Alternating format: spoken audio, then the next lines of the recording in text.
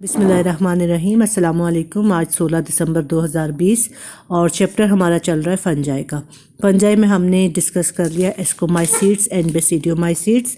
अब ये बेसिडियोमाइसीड्स का लाइफ साइकिल जो है ये थोड़ा रह गया है, इसको हम दोबारा एक दफ़ा डिस्कस कर लेते हैं कि लाइफ साइकिल जो है वो स्टार्ट कहाँ से हो रहा है। तो लाइफ साइकिल ये जी नंबर 1 यहाँ से स्टार्ट हो रहा है कि फंजाई के स्पोर्स जो हैं एक प्लांट के तबाह हुए कर्नल्स के ऊपर जो हैं मौजूद हैं। कर्नल मेम्ब्रेन्स जो है वो ब्रेकअप हो चुके हैं due to the culture of the fungi. Fungi यहाँ पे बहुत ज़्यादा पल गए और उनके यहाँ पे माइसीलियम मौजूद हैं, इनके यहाँ पे स्पोर्स मौजूद हैं और इनके जो स्पोर्स हैं ये अटैक है जी इस पे फंजाई का यूस्टिलेगो ट्रिटिकाई और ये फंगस जो है इसके स्पोर्स जो हैं दे आर नोन एज टीलियोस्पोर्स। ये स्पोर्स जो हैं इनको अब ये जो यूस्टिलेगो है इसका लाइफ साइकिल 2 प्लांट्स पे कंप्लीट होता है। अब यहाँ पे जो टीलियोस्पोर्स हैं they are present on the kernels और सीड्स जो हैं वो टूट चुके हैं, स्पोर्स यहाँ पे मौजूद हैं। एयर इनको कैरी करेगी और इनके जो टीलियोस्पोर्स हैं वो जाके गिर जाएंगे हेल्दी प्लांट्स के ऊपर और हेल्दी प्लांट्स के कौन से पार्ट्स पे उनके फ्लावर्स के ऊपर ये टीलियोस्पोर्स जो हैं गिर जाएंगे। अब जब फ्लावर्स के ऊपर ये टीलियोस्पोर्स जो हैं ये गिर गए हैं तो ये फ्लावर जो है किस तरह से होता है, ये इसका जो एंजियोस्पर्म्स के प्लांट्स हैं मोनोकॉट्स उनका फ्लावर जो है इस शेप में होता है, सिंपल सा फ्लावर होता है। तो जैसे ही स्पोर्स जो हैं पॉलन के ऊपर गिरेंगे, आके फ्लावर के ऊपर गिरेंगे तो इसके कौन से पोर्शन पे गिरेंगे, ये इसके स्टिग्मा के ऊपर गिरेंगे। तो स्टिग्मा के ऊपर गिर के जर्मिनेट करना शुरू कर देंगे और जर्मिनेट करते हुए ये स्टाइल में से गुजरते हुए इसकी ओवरी में एंटर हो जाएंगे और ये जर्मिनेट कर रहे हैं। और यहाँ पे इसका हाइफी जो है वो किस किस्म का है, डाइकैरियोटिक माइसीलियम है। It infects the ovary of the plant. अब यहाँ पे ये कि इसने इन्फेक्ट कर दिया और यहाँ पे ये मौजूद रहेगा, इसको ये तोड़ेगा नहीं, डैमेज नहीं करेगा। सीड बन जाएंगे, कलेक्ट हो जाएंगे। कलेक्ट होने के बाद ये जो मकई का पौधा है उसके ऊपर ये जर्मिनेट कर रहा है। तो ये सीड्स जो हैं अगले साल ये इनको जो है ग्रो करवाया जाएगा। इनके अंदर माइसीलियम जो हैं वो मौजूद हैं जो कि इसके एम्ब्रियो के अंदर तक एंटर हुए हैं। ये सीड बना, इसको स्टोर कर लिया गया। स्टोर करने के बाद अगले साल जब इसको ग्रो करवाया जा रहा है, उगाया जा रहा है, तो इनके माइसीलियम जो हैं जो कि पहले इनके अंदर डॉर्मेंट थे एम्ब्रियो के अंदर, वो इसके जो इन्फेक्शन है जैसे ही सीड जर्मिनेट करना शुरू करेगा तो इसका इन्फेक्शन जो है वो स्प्रेड आउट होना शुरू हो जाएगा। अब ये कि माइसीलियम जो है इन्वेड्स यंग सीडलिंग किसको कहा जाता है, सीडलिंग कहा जाता है वो सीड जो कि जर्मिनेट कर रहा हो, जिसमें से छोटा सा प्लांट निकल रहा हो, बिल्कुल जो इनिशियल प्लांट है जिसको बेबी प्लांट भी कहा जाता है, that is known as the seedling. तो पूरा जब ये सीडलिंग के साथ ही इसका माइसीलियम फैलना शुरू हो गया है, तो जब ये पौधा बड़ा होगा तो हर जगह पे इसके लीफ में, इसके स्टेम में, इसके रूट में, इसके फ्लावर में, हर जगह जो है इसके अंदर जो है इसके माइसीलियम जो हैं वो मौजूद हैं। ये प्लांट के सेल्स नज़र आ रहे हैं और सेल्स के अंदर ये जो बारीक बारीक है माइसीलियम जो है इनके थ्रेड्स जो है वो फैले हुए हैं कि पूरे प्लांट के अंदर हर जगह जो है माइसीलियम मौजूद है। अब ये कि ये प्लांट के ऊपर जब बीज लगेंगे, फ्लावर बने, फ्लावर के अंदर भी माइसीलियम मौजूद था, सीड्स बने, सीड के अंदर भी माइसीलियम, फिर यहाँ पे जो है इसकी ग्रोथ जो है बहुत ही ज़्यादा रैपिड ग्रोथ होती है और रैपिड ग्रोथ के बाद जो है इसमें mycelial cells in the kernel becomes teliospores के ये जो डाइकैरियोटिक सेल्स थे ये यहाँ पे जो हैं यहाँ पे आके ये स्पोर्स प्रोड्यूस कर रहे हैं and they are known as teliospores. और कर्नल्स जो हैं of the infected plants are filled with the teliospore. ऊपर जो है इसका बीज का छिलका है, अंदर सिर्फ स्पोर्स हैं, अंदर इसका जो पल्प है सीड का वो कोई नहीं है। क्यों? क्योंकि वो सारे का सारा जो न्यूट्रिशन जो स्टोर कर रहा था ये क्रॉप्स के जो प्लांट हैं, वीट का प्लांट और इसके जो दूसरा कॉर्न के प्लांट्स जो सीड में सारी फूड स्टोर कर रहे हैं, उस स्टोर को ये फंजाई के माइसीलियम जो है अपने न्यूट्रिशन के तौर पे यूज़ कर रहे हैं। सो सीड्स के ऊपर सिर्फ छिलके हैं, अंदर क्या है, अंदर कोई बीज का पाउडर या आटा नाम की चीज़ कोई नहीं है। अंदर जो है वो सिर्फ और सिर्फ जो है टीलियोस्पोर्स हैं और माइसीलियम है। सो फिर क्या होता है कि जब वीट को ये ग्रेन्स को टच किया जाता है या ये हवा के साथ जो ऊपर छिलके पतले हो चुके हैं वो टूट जाते हैं, तो ये अंदर से क्या निकलता है, स्पोर्स। और ये स्पोर्स किस तरह के होते हैं, the spores are black in colour, और बिल्कुल जैसे ब्लैक पाउडर होता है, धुआं बिखरा हुआ होता है, इस तरह से इसकी अपीयरेंस हो जाती है। और ये फंजाई जो है इसका नाम है यूस्टिलेगो ट्रिटिकाए, और ये वीट क्रॉप्स पे और कॉर्न क्रॉप्स पे, सीरियल क्रॉप्स पे ये अटैक करता है। और इसमें जो इसकी अपीयरेंस हो जाती है बिल्कुल इस तरह से जैसे ब्लैक कलर का धुआं। ये देखें जी, ये पूरी की पूरी जो छल्ली है कॉर्न की, इसके ऊपर ये आपको जो है ब्लैक ऐसे जैसे ब्लैक कलर का जो पाउडर बिखरा डला हुआ है, गिरा हुआ है, वो उस तरह से ये कि जैसे जैसे सीड्स टूटते जाते हैं अंदर से ये पाउडर जो है वो निकलता आता है। तो वो पाउडर क्या होता है, दे आर द स्पोर्स, जो कि इस इन्फेक्शन को कॉज करने का सबब बनते हैं। तो ये इस तरह से इसका लाइफ साइकिल जो है वो कंप्लीट हो जाता है। और अगर जो कुछ इसकी टाइप्स ऐसी हैं, जो ये तो डिजीज़ है ना जिसको स्मट का नाम दिया गया है, दूसरी डिजीज़ है उसको रस्ट का नाम दिया गया है। तो स्मट में जो स्पोर्स हैं they are black in colour, और रस्ट में जो स्पोर्स हैं they are dark orange in colour. जैसे जंग का रंग होता है, जंग लगा हुआ किसी चीज़ का, तो पूरी की पूरी सीड्स की अपीयरेंस ऐसे हो जाती है जैसे उसको जंग लगा हुआ है। सीड्स के ऊपर छिलके होते हैं, अंदर सीड कोई नहीं होता, सिर्फ उसके अंदर एक पाउडर होता है rusty in colour, and the disease is known as rust disease. तो ये दोनों जो हैं फंजाई की वजह से ये डिजीज़ जो हैं वो होती हैं। अब हमने जाइगोमाइसीट्स को डिस्कस कर लिया, एस्कोमाइसीट्स को डिस्कस कर लिया, बेसिडियोमाइसीट्स को डिस्कस कर लिया। Now we come to the fungi imperfecti और डिटेरोमाइसीट्स। अब डिटेरो जो माइसीट्स हैं इनको इम्परफेक्ट फंजाई भी कहते हैं। इट्स मीन कि इनमें कुछ चीज़ जो है वो फंजाई के मुताबिक नहीं है, कुछ इम्परफेक्ट है। इसको हम ये भी कह सकते हैं कि that is the group in which जो सारे मेंबर्स हैं उसके मेंबर्स आते हैं जाइगोमाइसीट्स के, एस्कोमाइसीट्स के, बेसिडियोमाइसीट्स के, जिनमें के सेक्सुअल रिप्रोडक्शन जो है वो मौजूद नहीं होती, और ये सेक्सुअल मीन से एसेक्सुअल मीन से रिप्रोड्यूस करते हैं।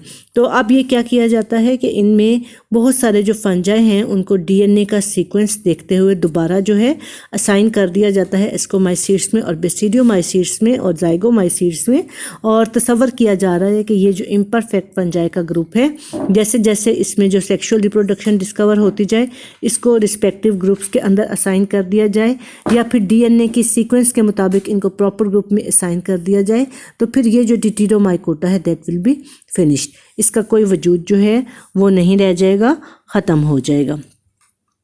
अच्छा जी, इसके बाद इसकी जो एग्ज़ाम्पल्स हैं इसमें आ जाता है पेनिसिलियम।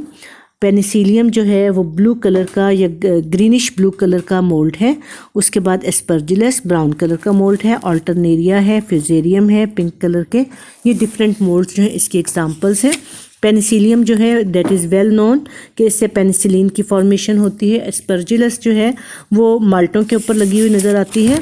ये देख लीजिए, ये है जी एस्परजिलस कि इनिशियली ये रॉड जो है ये ब्राउन कलर का है, और ये फिर ये कि ये इस तरह से ब्लू हमें क्यों नज़र आती हैं। माल्टों के ऊपर आप देखते हैं कि जब माल्टा ख़राब हो रहा है तो ब्लू कलर की कॉलोनीज आती हैं नज़र, तो वो किस लिए कि इनके जो कोनिडिया होते हैं वो ब्लू कलर के होते हैं।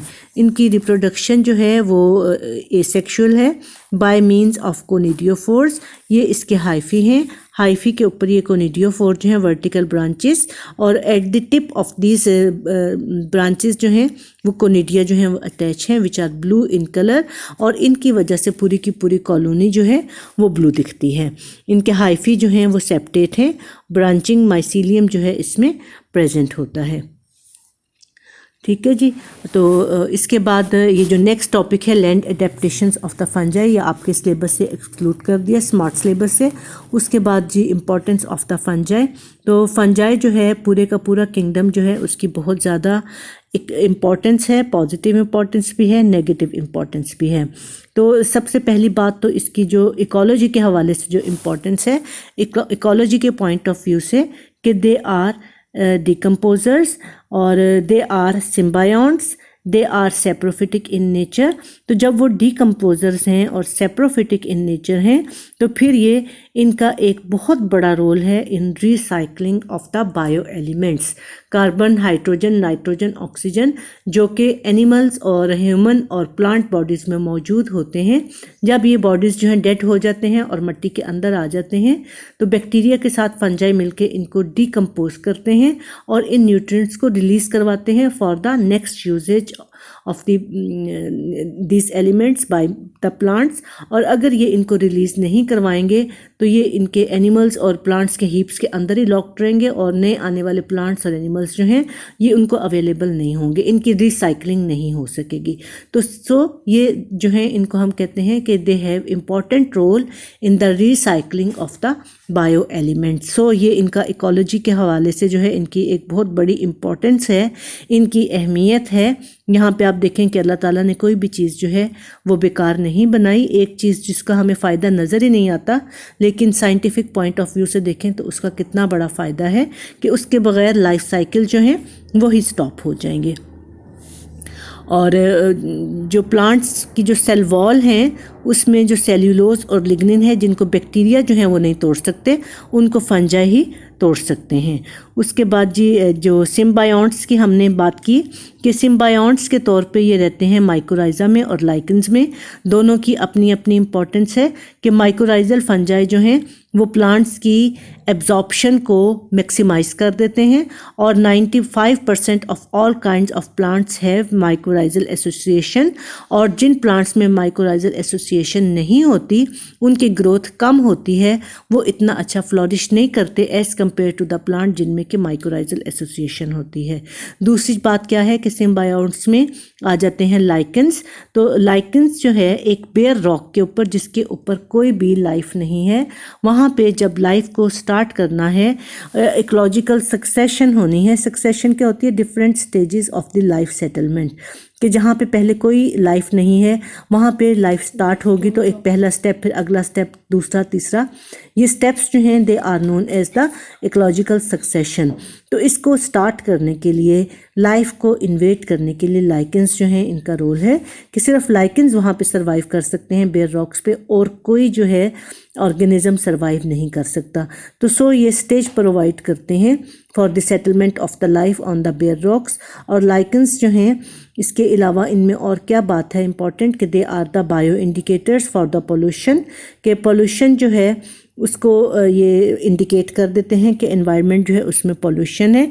और इसके अलावा बायो रेमेडिएशन, के एनवायरनमेंट में डिफरेंट पॉइजन्स और पोल्यूटेंट्स को ख़त्म करने के लिए भी इन लाइकेंस को यूज़ किया जाता है। तो जब ये इन्वेट करते हैं, they are primary invaders on the bare rocks, तो फिर ये क्या करते हैं? इन रॉक्स को तोड़ते भी हैं कि इनकी वजूद से कुछ पॉइजन्स प्रोड्यूस होते हैं, कुछ मिट्टी वहाँ पे ट्रैप होती है, रॉक्स जो हैं वो घिसना शुरू होती हैं, मिट्टी बनना शुरू होती है, बारिश का पानी ट्रैप होता है, वहाँ पे लाइफ स्टार्ट हो जाती है। अच्छा जी, ये तो हो गई इसकी इकोलॉजिकल इम्पोर्टेंस। उसके बाद हम देखेंगे इसकी कमर्शियल इम्पोर्टेंस, जो कि इसकी पॉजिटिव भी है और नेगेटिव भी है। तो पहले हम देख लेते हैं पॉजिटिव इम्पोर्टेंस, जिसको हम एक्सप्लेन करेंगे by the words economics gains due to fungi, कि फंजाई की वजह से इकोनॉमी को फ़ायदा क्या होता है।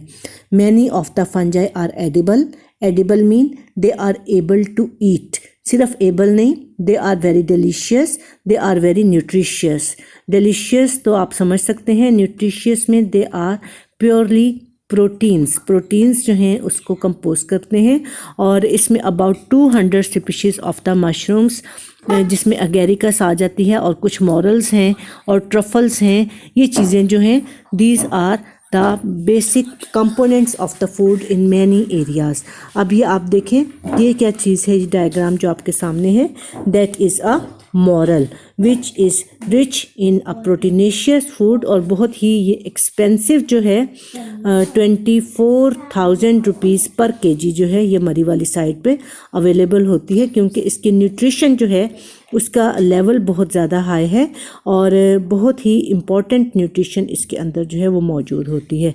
बाकी जो मशरूम्स हैं, जो कॉमन मशरूम्स आपको कैंस में मिलती हैं या डिब्बों में पैक मिलती हैं, they are pure proteins, protein के सोर्स के तौर पे उनको फूड में यूज़ किया जाता है, सूप्स में यूज़ करते हैं और डिफरेंट टाइप्स के फूड्स, अपनी आपकी मर्ज़ी है जहां आप उसको चाहें यूज़ कर सकते हैं।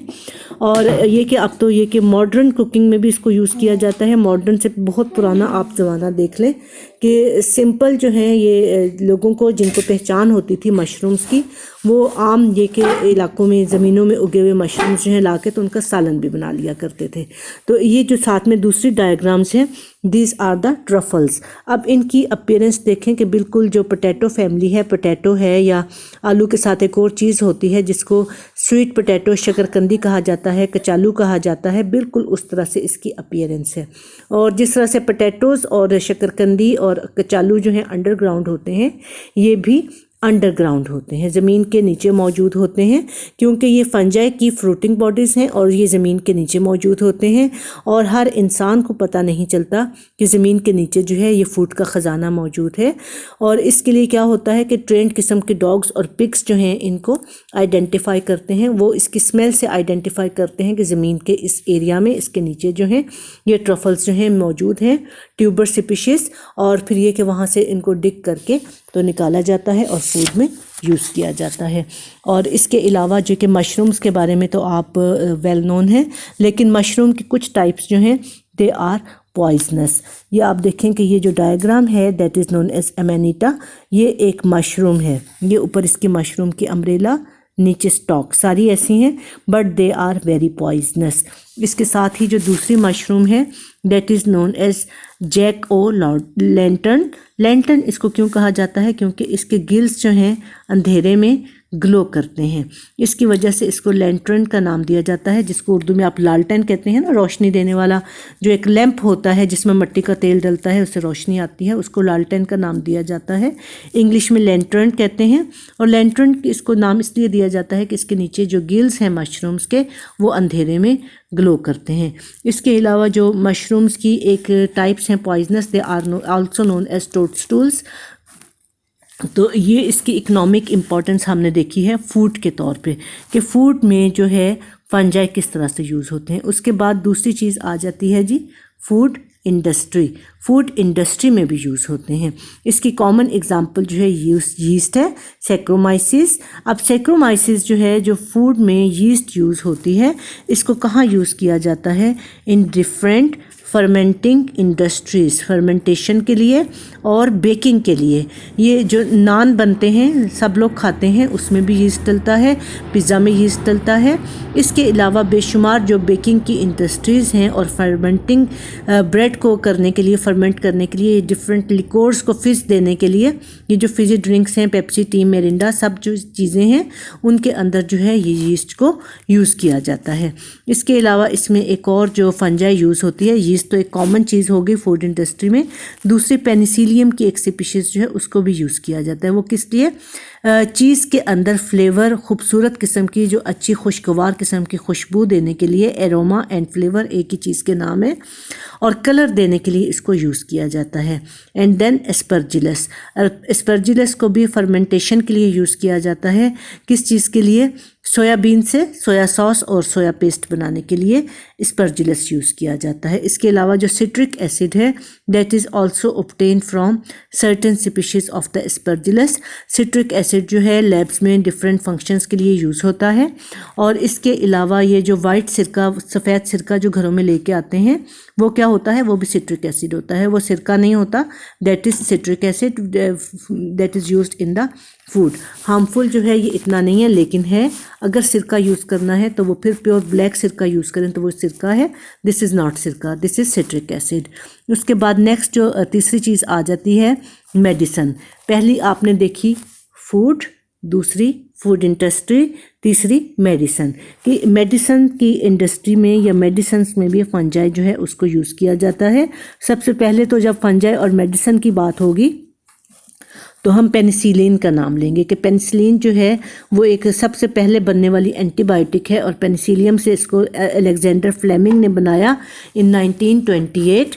और उसके बाद ये कि दूसरी चीज़ें जो हैं वो भी यूज़ होती हैं। फॉर एग्ज़ाम्पल लोवास्टैटिन, ये भी एक फंजाई से यूज़ निकलने वाली मेडिसिन है और ये किस लिए यूज़ होती है? ब्लड कोलेस्ट्रॉल को डाउन करने के लिए।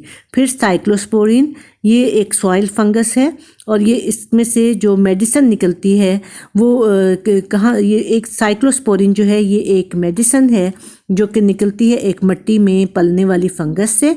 और इसको यूज़ कहाँ पे किया जाता है, जब ऑर्गन्स का ट्रांसप्लांट किया जा रहा है तो वहाँ इसको यूज़ किया जाता है, अप्लाई किया जाता है। किस लिए?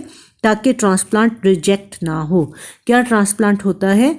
अमूमन किडनी ट्रांसप्लांट होता है, लिवर ट्रांसप्लांट होता है। कोई भी ऑर्गन ट्रांसप्लांट सक्सेसफुली होना है तो उसके लिए इसको यूज़ किया जाता है। अगर इसको यूज़ किया जाए तो फिर रिजेक्शन के चांसेस जो हैं वो कम हो जाते हैं। उसके बाद जी एर्गोटीन भी एक मेडिसिन है जो कि एर्गट से निकलता है। एर्गट एक फंगस है और इससे क्या होता है कि एक ख़ास किस्म के सर दर्द जिसको माइग्रेन का नाम दिया जाता है, उसकी मेडिसिन जो है इससे एर्गोटीन से बनती है। उसके बाद जी ग्राइजोफ्लोविन, ये कहाँ यूज़ होता है? फंगल ग्रोथ को रोकने के लिए यूज़ होता है कि फंगल ग्रोथ जो है वो फंजाई की जो ग्रोथ है वो सम टाइम डिजीज़ कॉज करती है। सामने ऑर्गन पे स्किन के ऊपर फंगस बनना शुरू हो गई, आइज़ के कोनों में बनना शुरू हो गई, माउथ के अंदर, लिप्स के ऊपर, पाँव की उंगलियों में फंगल ग्रोथ जो है वो हो रही है। इसके अलावा बहुत से बॉडी के जो हिडन पार्ट्स हैं वहाँ पे ये फंगल ग्रोथ हो रही है, तो उसको रोकने के लिए भी ये जो मेडिसिन्स हैं उनको यूज़ किया जाता है ग्राइजोफ्लोविन के नाम से। उसके बाद जी टेक्सटाइल इंडस्ट्री में भी इसको यूज़ किया जाता है। तो टेक्सटाइल इंडस्ट्री में इसको यूज़ किया जाता है कि बहुत सारी जो लाइकेंस हैं उनसे डाइज़ क्या होते हैं? रंग, कपड़े को रंग देने के लिए जो रंग डाइज़ जो हैं वो यूज़ किए जाते हैं, वो भी लाइकेन से निकाले जाते हैं। उसके बाद जी नंबर 5 पे आ जाता है रिसर्च पर्पसेस। अब ये रिसर्च पर्पसेस जो हैं उसमें क्या आ जाता है? जेनेटिक्स आ जाता है और जेनेटिक्स के अलावा जो है इसमें मॉलिक्यूलर बायोलॉजी आ जाती है। तो इसके लिए जो है एक तो न्यूरोस्पोरा का नाम आता है, न्यूरोस्पोरा को यूज़ किया जाता है उसको स्टडी करने के लिए, जेनेटिक्स को कि इनहेरिटेंस जो है वो किस तरह से है, नेक्स्ट जनरेशन में कैरेक्टर्स जो हैं वो कैसे इनहेरिट हो रहे हैं। और दूसरी चीज़ इसमें जो आ जाती है वो आ जाता है मॉलिक्यूलर स्टडीज़, मॉलिक्यूलर रिसर्च। तो इसके लिए एक जो है यीस्ट जो है उसको डिफरेंट काइंड्स जो हैं वो उनको यूज़ किया जाता है और उसके अलावा न्यूरोस्पोरा, ये दोनों चीज़ें। इसके अलावा जो यीस्ट की डिफरेंट टाइप्स हैं उनको जेनेटिक इंजीनियरिंग में यूज़ करते हुए या बायोटेक्नोलॉजी के मेथड से उनको यूज़ करते हुए जो है वो डिफरेंट किस्म के हार्मोन्स जो हैं उनको भी उसमें भी यूज़ किया जाता है। सो नंबर 6 में आ गया जेनेटिक स्टडीज़। ये आपने देखा कि अभी आप जो हैं इसके देख रहे हैं इकोनॉमिक गेन्स, पहला फूड, दूसरा फूड इंडस्ट्री, तीसरा जो है मेडिसन, नंबर 4 पे टेक्सटाइल इंडस्ट्री, नंबर 5 पे जेनेटिक स्टडीज़ और नंबर 6 पे बायोटेक्नोलॉजी में भी इसको यूज़ किया गया है। बायोटेक्नोलॉजी, ठीक है जी। ये हैं जी इसके फंजाई के फ़ायदे जिनकी समरी आपने देखी। इसके बाद we come to the economic losses या फंजाई से होने वाले जो नुकसानात हैं उनको हम डिस्कस करते हैं। तो फंजाई से होने वाले नुकसानात, अभी हमने एक बात की है, स्मट्स एंड रस्ट। ये ऐसी बीमारियां हैं जो कि पूरी की पूरी सीरियल क्रॉप्स को डिस्ट्रॉय कर देती हैं, क्योंकि इनमें जो एंजाइम्स प्रोड्यूस होते हैं वो सेल वॉल के सेल्यूलोज को और लिग्निन को और क्यूटिन को ब्रेक कर देती हैं, जिसकी वजह से पूरे के पूरे सेल्स जो हैं प्लांट के डिस्ट्रॉय हो जाते हैं और फसलें जो हैं वो तबाह हो जाती हैं। जब फसलें तबाह हो जाएंगी तो इससे क्या होगा? इससे कहत भी पड़ जाएगा और बहुत से लोग जो हैं वो मर सकते हैं। किस किस चीज़ की फसलें तबाह हो जाती हैं? सीरियल क्रॉप्स में हम बात कर रहे हैं, वीट, कॉर्न, राइस, पूरी की पूरी। इसके अलावा ये जो जौ की फसल होती है एविनस टाइवा, वो भी पूरी की पूरी इससे डिस्ट्रॉय हो जाती है। इसके अलावा ये तो है स्मट्स एंड रस्ट जो कि 2 डिजीज़ हैं। इसके अलावा एक जो डिज़ीज़ है जो फ्रूट्स की डिज़ीज़ है, पाउडरी मिल्ड्यूज़, ये फ्रूट में ग्रेप्स पे, रोज़ पे और इसके अलावा वीट पर भी अटैक करती है। फिर एर्गेट ऑफ राय के ऊपर ये एक डिजीज़ आ जाती है।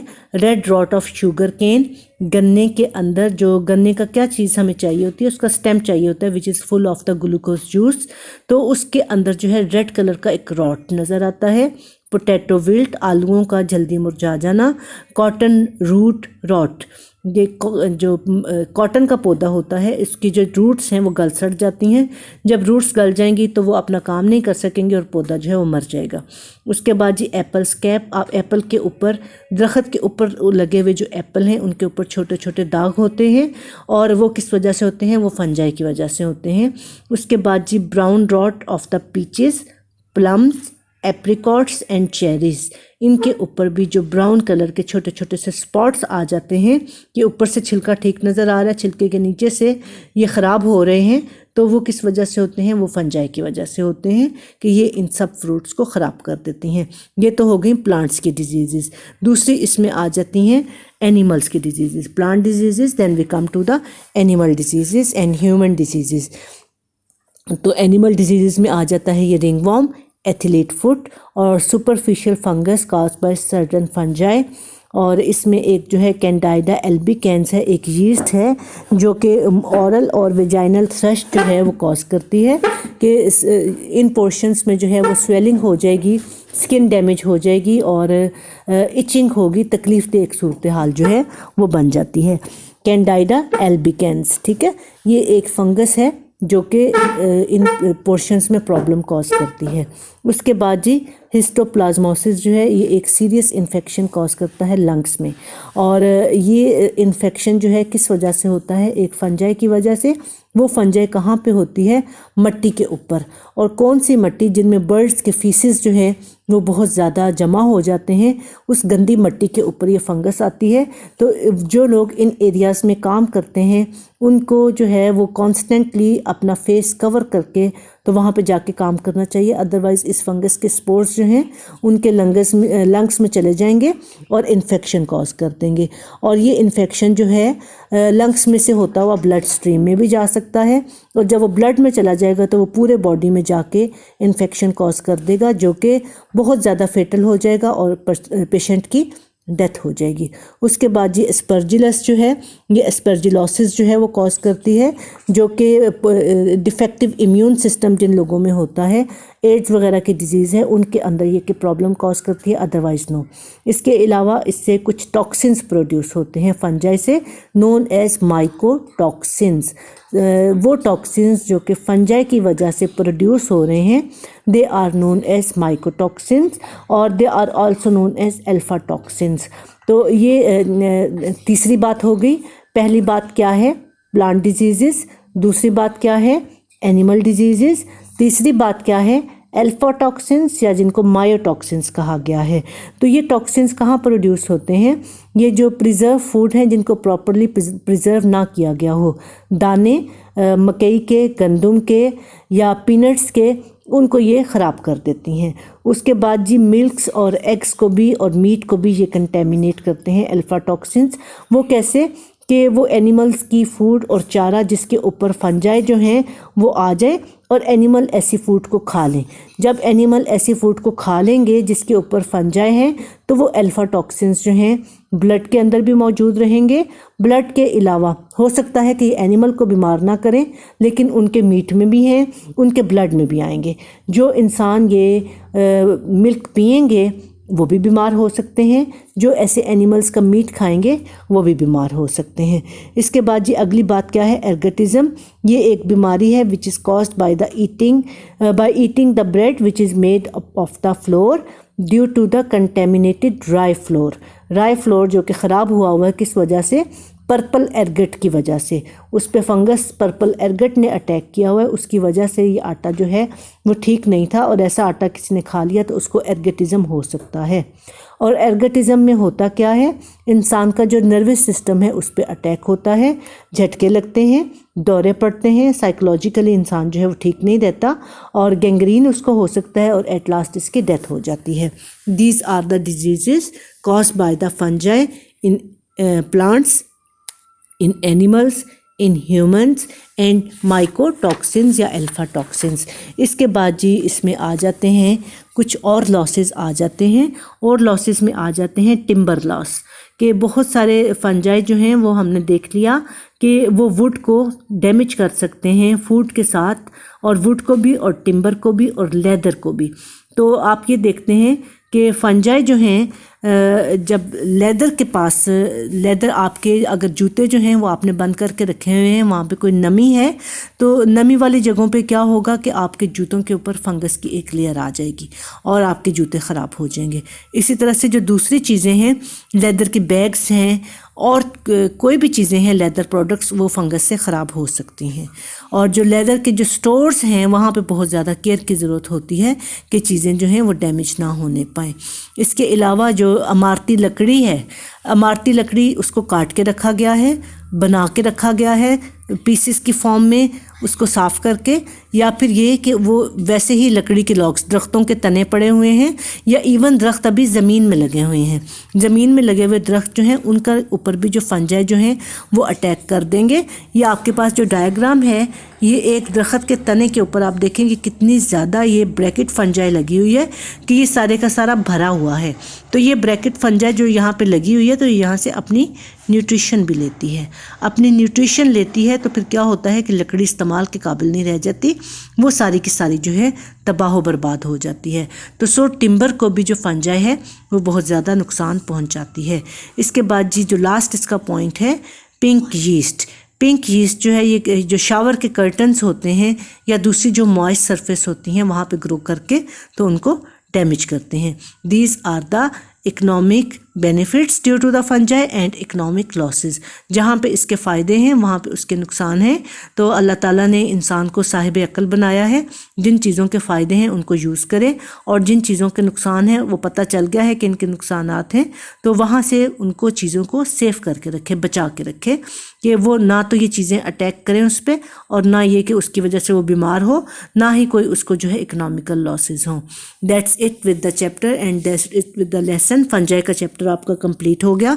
इसके जितने भी शॉर्ट आंसर्स हैं, क्वेश्चन आंसर्स, उनको आज ही याद करें और याद करके लिख लें। और जो लॉन्ग क्वेश्चंस जो कोई भी बनते हैं, जैसे ये आपने देखा कि इकोनॉमिक लॉसेस और बेनिफिट्स जो हैं, इनसे लॉन्ग क्वेश्चन बड़े आराम से बनता है, वो आप याद कर लें, उसको लिखने की ज़रूरत नहीं है। शॉर्ट क्वेश्चन ये कि आप लाजमी लिखें, और जैसे ही आप 10 तारीख को कॉलेज आते हैं 11 को, तो वो सारे के सारे ये कि मेरे पास सब बच्चे जमा करवा दें।